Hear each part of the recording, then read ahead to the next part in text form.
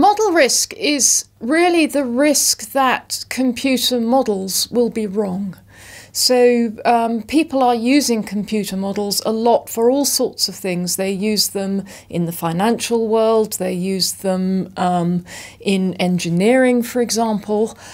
And models, by their very nature, are always simplifications of the real world, because otherwise you just use the real world. So instead you try and use a model and it's a simplification. And my favourite quotation is from George Box, who was a very eminent statistician. And he said, "All models are wrong, but some are useful."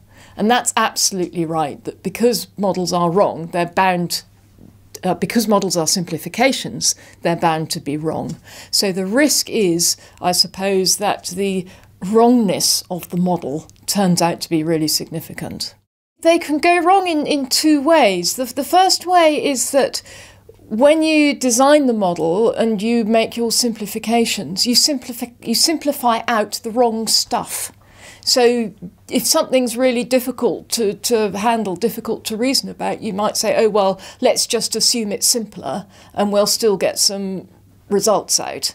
The trouble is, if it's the complicated stuff that really is influential and make things happen the way things actually happen in real life, by simplifying it out, the model is then misleading at best, if not totally useless.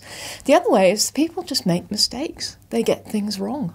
So there's an example that was just in the news just recently, a nuclear power station in California. They got the modelling of the liquid flow through some tubes wrong. The liquid's flowing too fast, the tubes are now too close together, rubbing against each other and leaking. And the whole nuclear power station, they were trying to recommission it and they can't because they got their model wrong. Some can be very close indeed to reality, others can be a lot further.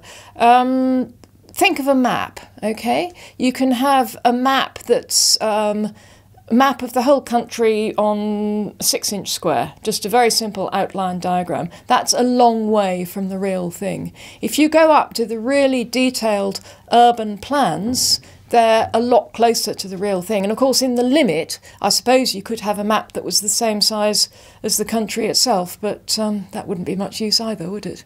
One of the most important uses of models, certainly in the financial world at the moment, is in modelling risk. So banks and insurance companies, for example, their capital requirements are set essentially using models of the risks they run.